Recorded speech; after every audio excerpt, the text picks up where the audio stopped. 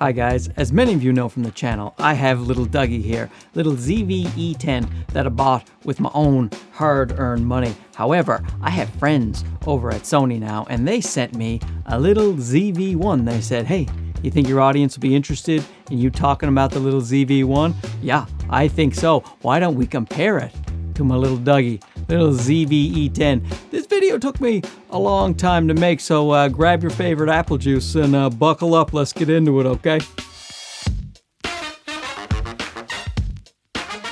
So I said this video took me a long time to make, and that's because I was trying to do a lot of practical tests with these things because they are similar cameras in some ways, marketed at similar audiences. They're both called vlogging cameras. They have flip out screens, fully articulating. They have the background defocus little gimmick thing that is still nice to have for beginners, and they have the quite useful product showcase mode, you know, where you show a product and then it just goes in focus. You'll notice these aren't going in focus because my A7 IV is locked onto my eye. So if I had product showcase mode on, then they'd be in focus. But with A7 IV, I've got to cover up my gorgeous face. I don't want to do that, you know? So product showcase mode is actually quite good for content creators, at least in my opinion. So obviously there are major differences in these cameras. This one has a 1-inch sensor. This one has an APS-C size sensor. This one has interchangeable lenses, and you can put fancy things on this thing. You can get rid of this kit lens, go put on a 24mm G Master. I do that on this channel. You can check out the other videos. It looks fantastic. But I figured, you know what, for the sake of these tests, let's picture a person who was just gonna buy this out of the box, gonna keep the kit lens on there, and he wanted it compared to the ZV-1. Maybe he's thinking about upgrading a lens in the future, but right now he's gonna stick with the kit lens. Or maybe he plans to never upgrade the lens, and in that case, I find that odd. But still, these tests are for you. So enough rambling, let's go out to the first test, and I'm just gonna show you what the camera looks like when you're outside. Footage to footage, here we go. HLG3 with a Paul Leeming LUT corrective LUT applied, and this here is, I'm trying to line up, make sure I'm still in the center like I am in the other one. It's this is the ZV-1, of course, and I am also using HLG3 and the Paul Leeming corrective LUT. Now, as you can see, it's a little tighter of a field of view than the 16 over here. So the 16 on the APS-C is about a 24mm full frame field of view equivalence, and right here is seems to be a bit tighter. It says it's equivalent to a 24mm, but from what I can see, it's more about a maybe 27mm, and this is what it looks like using the picture profile that I like to use. And what do you guys think, huh? So now I've switched to the intelligent auto mode. So I'm just letting the camera do all the work.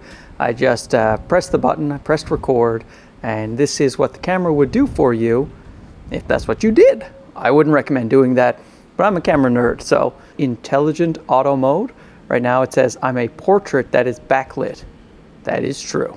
I am both of those things. ZV-E10. ZV-1. Intelligent. How intelligent is this? It's telling me that I'm on a tripod right now. It is pretty intelligent. Nice. So I am partial to that HLG3. I love the way that looks, and it looks quite similar to even my A7 IV when I'm outside, just using the HLG3 on either the ZV-1 or the ZV-E10. When you're the sunshine is very forgiving. You can use a lot of the camera's capabilities out in the sunshine. You saw even with the intelligent auto, both images looked pretty good, and that's great news if you want no muss, no fuss. You just want to press the button and get your important messages out there. You know, the world needs to know what you had for breakfast, so go vlog it. And speaking of vlogging and leaving in auto settings, that is what I did next. Hey, these are vlogging cameras, right? So let's get out there and vlog it up. Oh, and I'm going to show all levels of stabilization in this test as well. The standard stabilization, which is just the lens stabilization, the active stabilization, and then the catalyst browse. Here we go. So this is just standard stabilization on the ZV-E10, standard stabilization on the ZV-1, so that just means lens stabilization. And the kit lens has lens stabilization as well on the ZV-E10. And how's this looking to you? I know, I'm looking weird at the park here. There's a bunch of dogs looking at me. I like dogs. It's just their owners that I have the problem with. And now here we have active stabilization. And as you can see on the ZV-E10, it is a mighty crop. It's still a bit of a crop here on the ZV-1, but much more so on the ZV-E10. So if you plan to vlog and just not use any catalyst browse, you just want to use active stabilization, you're going to get a wider field of view with the little ZV-1. And now we have my favorite mode here, the catalyst browse. I have no stabilization on the ZV-E10 and no stabilization on the ZV-1, and I'm running it through Sony's free program called Catalyst Browse, where it uses the gyroscope data to make the footage look ultra smooth, like a gimbal. But you do have to up your shutter speed a little bit. 1/200 is usually pretty good. I'm using 1/125 right now, just because I'm letting the camera do the work. I'm doing intelligent auto here, so I don't have to do as much. And it's set it at 1/125. So I'm actually going to check this out to see if that's okay. I think it will be.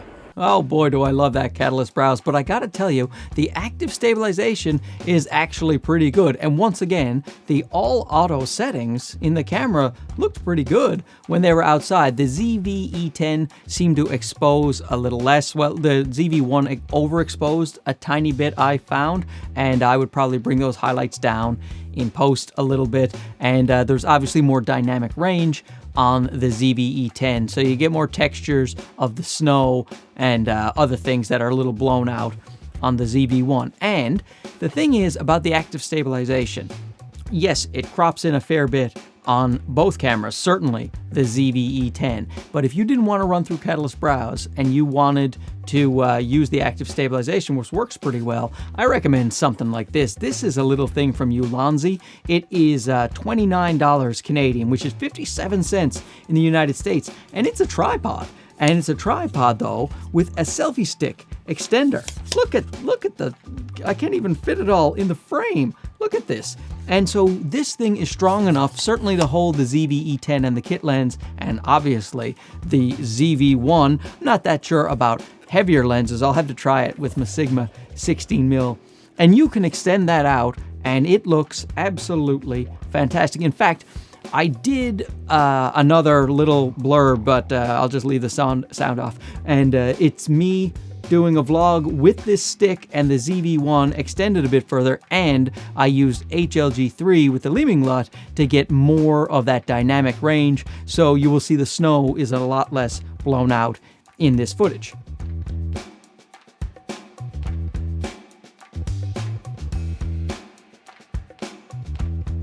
My God, perfection, am I right? I'm getting addicted to this little fella, I gotta say. You can just slip him in the pocket, you know, and the lens is closed, it's protected, it's a little robust, you know, it feels a little sturdier than the ZV-E10. Stick it anywhere, then you get yourself a little extender stick tripod. Man, oh man, light, easy, great looking footage. I'm liking it.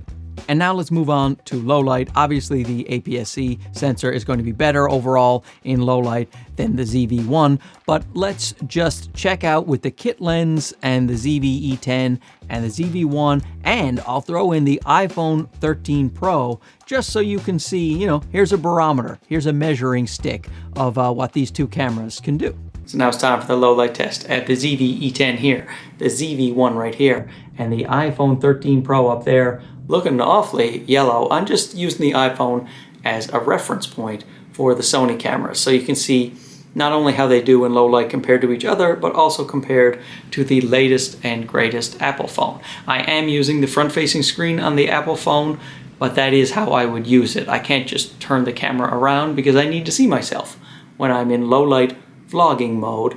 And again, this isn't a test of the iPhone, it's a test of the Sony cameras. So now we're at ISO 2000 on the ZV-E10 and ISO 1000 on the ZV-1, which of course makes sense when you do the math.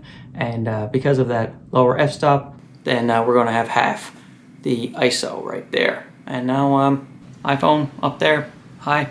Let's turn the lights down again. Okay, so the lights are basically off, as you can tell from the iPhone up there, which is quite dark. The Sonys are doing a lot better, but they are at their max ISO range. We have ISO 32,000 on the ZV-E10 and ISO 12,800 on the ZV-1. And there you go. So even the little ZV-1 left the iPhone 13 Pro in the dust in that particular test. Normally I like to do it outside so it doesn't look so gross and bland and white, but it's like minus 40 here in Toronto, so I am not going outside to do that low light test. Plus the batteries die really quickly when it is in the cold, both cameras, so I would suggest whichever camera you buy a few extra batteries, especially if you're going filming out in the cold, because they will run out. But the ZV-1 overall is not going to be as good in low light as the ZV-E10. Against the kit lens, it fared pretty well, but if you do something like the Sigma 16mm f1.4 and with that much larger sensor, it's going to be way better in low light, in extreme situations, and in any situation really. You could get so much more light with a lens like this and the camera than the ZV-1. And also, even in a setting like this, I will show you in our studio test here, in a setting like this, these blue lights in the background where there's lots of shadows back there, the ZV-1 struggles compared to the ZV-E10. But I will say that I was pleasantly surprised at how good it held up in that situation. And you know what? Let's do the studio test right now. Now, first, I will use Intelligent Auto in the camera because that's how some people might want to use it. I do not recommend it. It will look bad, but I'm going to show you anyway. And then I will show you with my regular HLG3 grading. How much of this have I had? So this is the Intelligent Auto function for the ZV-1. I'm just letting the camera set everything it wants, and I am just sitting here. It actually chose 1/50 shutter speed, so good for you, Mr. Camera. But this is probably not how I would shoot with the camera. I like using HLG3 with a Paul Leeming corrective LUT, and I will show you what that looks like soon. In fact, now I will show you what it looks like right now. So for me, I much prefer this softer look of the skin. There's much more variation in the skin tone. It's not as contrasty as either a standard picture profile or whatever the camera has decided to choose. Now the problem with this is a very small sensor, a 1-inch sensor, so it doesn't have a great deal of dynamic range, and you're going to see a lot of noise in the shadows when you're using an HLG3 picture profile. So if you look closely at the lights, you will see more noise and more grain than you will see on the ZV-E10, especially if you're using a faster lens on the ZV-E10, but even just the kit lens, you will see a lot less noise. And this is Intelligent Auto with the ZV-E10, and again, I'm looking at the screen, very contrasty. This is not what I would normally shoot. So this is the HLG3 picture profile on the ZV-E10, which I like to use. Now I had to bump the ISO up here to ISO 500. So this image could be cleaner on the ZV-E10, but I wanted to match the exact lighting setup I had for the ZV-1. And since this is a slower lens than the 1.8, it's 3.5, I had to bump the ISO to ISO 500. So if you do see some noise in this image, that is in great part because of that, but in truth, you still won't see as much noise as you saw from the small sensor of the ZV-1. I use the HLG3 picture profile with the Leeming LUT constantly on this camera. Now, I usually use a 16mm from Sigma f1.4, which makes me look even more magical than I am. But this is it. Here's the comparison.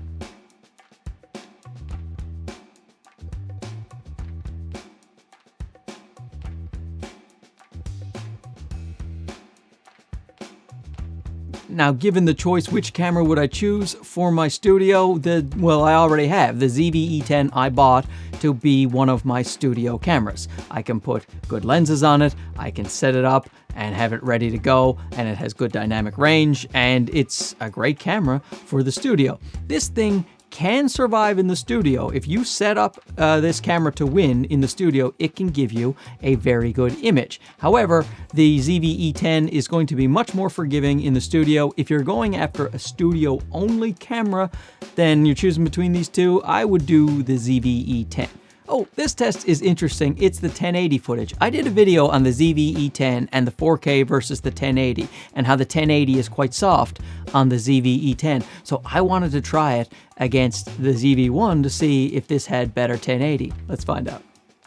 1080 on the ZV-1, 50 megabits per second.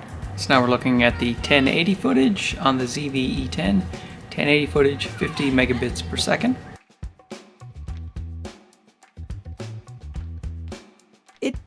It did have better 1080p. Did you see that? It was sharper. It was better. Now it's like there's a nice few situations where this thing is going to outperform the ZV-E10 in portability, 1080 footage, crop factor and stabilization, and this next test, the rolling shutter. Boy, oh boy, people love to talk about the rolling shutter, so I might as well show you.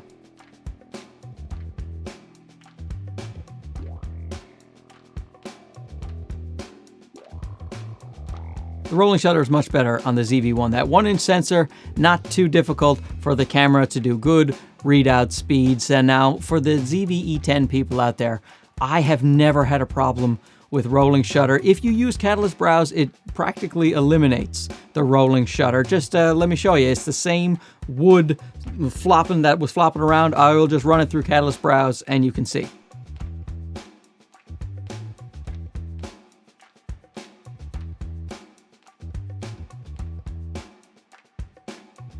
So the Catalyst Browse really helped correct the rolling shutter. But if you don't want to use Catalyst Browse, if you're going to be using active stabilization only, then you got to go with the ZV-1. If you're going to be filming things like NASCAR, or the Tour de France, they're zipping by with their one testicles going fast on the bikes. They're all going to be slanted. So in this thing, they're all going to be straight up, sitting up, proud of their bodies. It doesn't matter how many testicles you have. Do you know what I mean? What about photos? These two cameras take photos. Did you know that? I didn't. Anyway, I took some photos. Let's go take a look. Okay, let's take a look at a few photos. This here is the luckiest lady in the world. And on the left, we have her lucky face here on the ZV-1.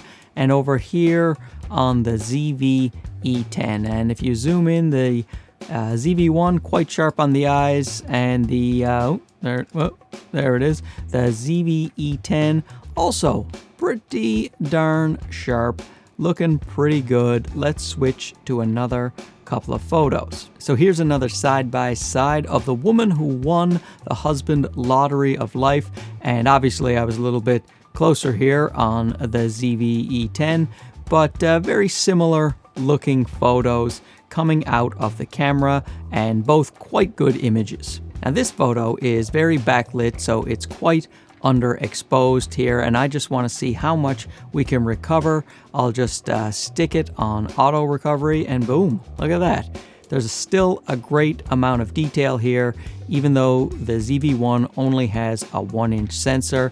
Let's do the same thing here for the ZV-E10 photo. Stick it on auto here. And as you can see, you can recover a whole lot of the shadows while retaining the highlights. Pretty impressive, Sony. Now, just to end this thing on a positive note, let's take a look at the best model I've ever photographed. And as we zoom into his gorgeous eyes, you'll see it's quite a sharp photo. So can't complain about the photo quality coming out of even the kit lens on the ZV-E10 and the regular attached lens of the ZV-1.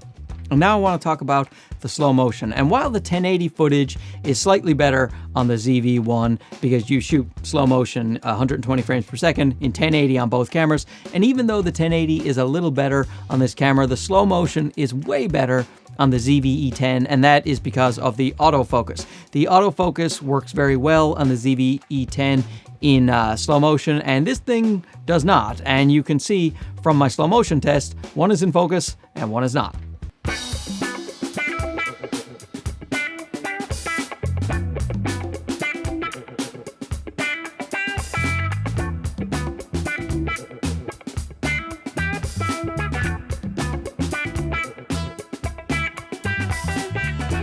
So if you're doing a lot of slow motion, you're going to have to be really careful with the ZV-1, or you're going to have to manually focus, whereas the ZV-E10, it really gets focus quite well.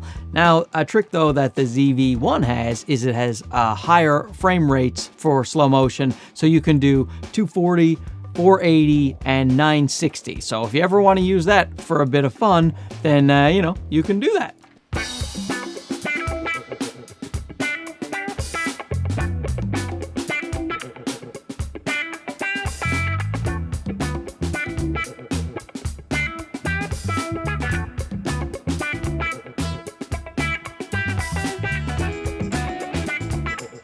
So in conclusion, what should you do? And it just depends on what you want to shoot. If you are going to be doing studio camera only, I would do this guy. If you're going to be doing a lot of vlogs outside, I would do this guy. In fact, I'm really starting to think I might buy this because it's just so convenient to have. You can just slip it into your pocket, literally into your pocket, and with that lens covered up, and it's a little brick.